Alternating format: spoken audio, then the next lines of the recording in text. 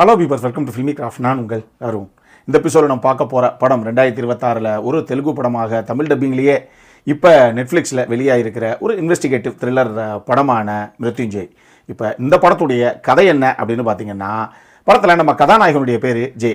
இவர் பேசிக்காக ஒரு ஜேர்னலிஸ்டாக ஒரு நியூஸ் பேப்பருக்கு வேலை பார்க்குறாப்புல. நம்மளுக்கு ஒரு கிரைம் ரிப்போர்ட்டராக ஆகணும் அப்படிங்கிறது தான் லட்சிய கனவு. ஆனால் அந்த ஆப்பர்ச்சுனிட்டியை மட்டும் அந்த ஆஃபீஸில் கொடுக்க மாட்டேங்கிறாங்க. இங்கே பாருப்பா, நீ பார்க்குற வேலையை கரெக்டாக பாரு, ஏன்னா அந்த வேலையை உன்னை விட திறமையாக வேறு பார்க்குறதுக்கு ஆள் கிடையாது அப்படிங்கிறாங்க. அப்படி என்ன சார் திறமையாக அவர் வேலையை பார்க்குறாரு அந்த ஆஃபீஸில் அப்படின்னு கேட்டிங்கன்னா, அந்த நியூஸ் பேப்பர்ஸில் எல்லாமே அந்த ஆபிச்சுரி காலம் வரும் இல்லையா, அதுக்கு ஆடு பிடிக்கிறது தான் நம்மளுடைய வேலை. இதனால் நம்ம என்ன பண்ணுறாரு அப்படின்னா, நேர எங்கெல்லாம் டெத்து வீடு இருக்கோ அங்கெல்லாம் போய் தன்னுடைய சாதுரியத்தால் கடைசியாக எனக்கு ஒரு ஆடு கொடுங்க அப்படின்னு சொல்லி 18,000 ரூபா 19,000 ரூபா அப்படின்னு சொல்லி ஒரு பெரிய கலெக்ஷனை போட்டு கடைசியாக சார் ஆடு பிடிச்சிட்டேன் அப்படின்னு வந்துடுறாப்புல. இதனாலேயே இவரே நான் வந்து கிரைம் ரிப்போர்ட்டராக மாறணும் சார், கொஞ்சம் தயவு செஞ்சு அந்த டிபார்ட்மெண்ட் மாற்றி விடுங்க அப்படின்னு நான் கூட ஆஃபீஸில் ஒத்துக்க மாட்டேங்கிறாங்க, அதெல்லாம் தேவையில்லை அப்படின்னு. இப்போ அவர் வழக்கமாக டெத்து வீட்டுக்கு போயிட்டு வந்து இவர் ஆடு பிடிக்கிறது போவார் இல்லையா, அப்படி போகிற ஒரு வீட்டில் அங்கே ஒருத்தருக்கான அந்த இறுதிக்கட்ட விஷயங்கள் எல்லாம் நடந்துக்கிட்டு இருக்கு. அவரை பார்த்துட்டு அதுக்கு அடுத்ததாக இவர் பார்க்குற ஒரு விஷயம், இது ரெண்டையும் இவரே ரிலேட் பண்ணிக்கிட்டு, அப்போ ஏற்கனவே நடந்த அந்த மரணம் அப்படிங்கிறது அது ஆக்சிடென்டல் டெத்து கிடையாது, அது ஒரு பிளான்டு மர்டரு. அப்போ இதுக்கு பின்னாடி யார் இருக்காங்கங்கிறத நம்மளே கண்டுபிடிக்கணும் அப்படின்னு சொல்லி நம்ம கதாநாயகனே களத்தில் இறங்குறாப்புல.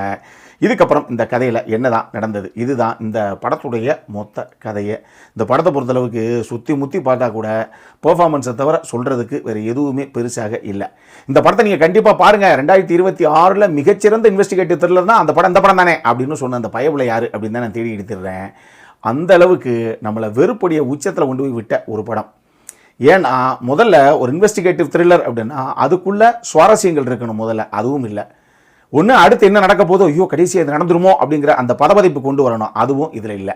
சரி ஓகே, லாஜிக்கலாவது ஒரு படம் இருக்கா அப்படின்னா, ஏன்பா ஒரு இன்வெஸ்டிகேட்டிவ் த்ரில்லரையாவது லாஜிக்காக எடுக்க மாட்டீங்களா? தெலுங்கு படத்தில் லாஜிக் இருக்காது அப்படிங்கிறது நமக்கு தெரியும். ஆனால் ஒரு மாஸ் ஆக்ஷன் ஹீரோ படம் அப்படின்னு வச்சுக்கோங்களேன், அது தெலுங்கு இண்டஸ்ட்ரி இல்லை, நீங்கள் தமிழ் எங்கே போனாலும் சரி எந்த இண்டஸ்ட்ரியிலையும் லாஜிக்கே சுத்தமாக இருக்காது. ஆனால் ஒரு கிரைம் த்ரில்லர், ஒரு இன்வெஸ்டிகேட்டிவ் த்ரில்லர் அப்படின்னு போகும்போது அது கண்டிப்பாக ஆடியன்ஸ் இந்த விஷயங்கள்லாம் கரெக்டாக இருக்குதாங்கிறத பார்ப்பாங்க அப்படின்னு லாஜிக்கலாக போவேணாமா என்ன? எக்கச்சக்கமான இடத்துல லாஜிக்கல் மிஸ்டேக் தான் இந்த படத்தில். நீங்கள் கதாபாத்திரங்கள் எழுதப்பட்ட விதங்களும் சரி, ஈவன் அந்த கேரக்டர்ஸ் பிஹேவ் பண்ணுற விதத்தில் கூட லாஜிக் இருக்காது. நம்ம வில்லன்லாம் பார்த்தீங்கன்னா, அவர் நடந்து போய்கிட்டு இருக்கும்போது காலில் ஒரு பின்னு மாதிரி ஒரு ஆணி மாதிரி அப்படி ஒன்று ஏறும், அதை பிடிங்கி போட்டுல அப்பா வலிக்குதுப்பா அப்படின்னு பிடிங்கி போட்டுலாம் நடப்போம். அவர் மாதிரி நடந்து போய்கிட்டே இருப்பாப்புல.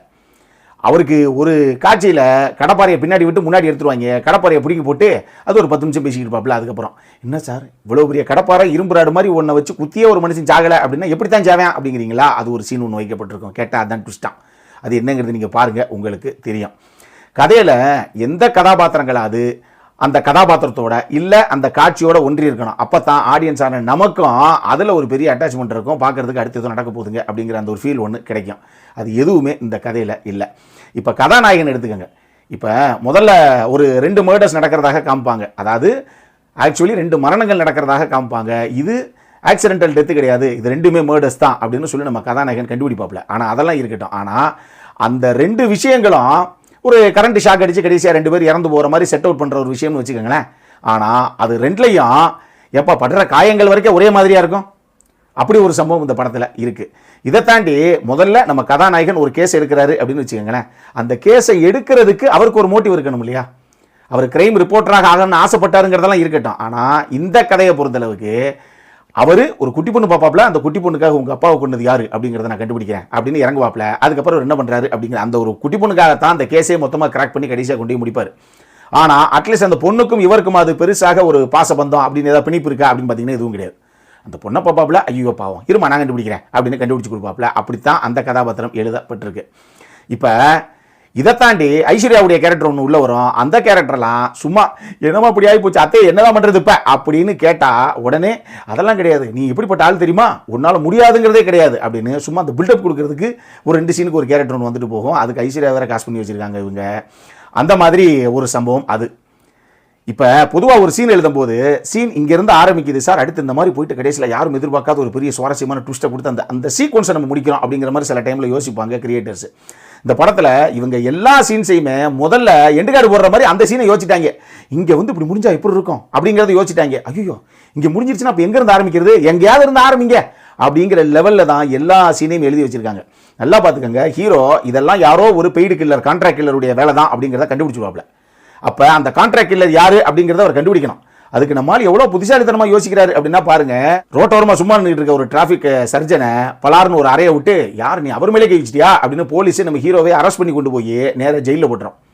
இப்போ ஜெயிலில் உள்ள போயிட்டார்ல, அங்கே போய் அங்கே ஒருத்தருடைய ஹெல்ப்போட ஓஹோ இந்த ஹேண்ட்லர்ஸ்னு ஒருத்தவங்க இருக்காங்க, அவங்க தான் இந்த பெய்டு கில்லர்ஸ் கான்ட்ராக்ட் கில்லர்ஸுக்கே வேலை கொடுக்கறது ரைட்டு அப்படின்னு அங்கேருந்து அதை கண்டுபிடிச்சி ஜெயிலுக்குள்ளேருந்து கால் பண்ணுவாப்ல ஹீரோயினுக்கு. அந்தமா ஒரு போலீஸ் ஆஃபீஸர். ஆக்சுவலி இந்த கேஸை முத எடுக்கிறதே ஹீரோயின் தான்.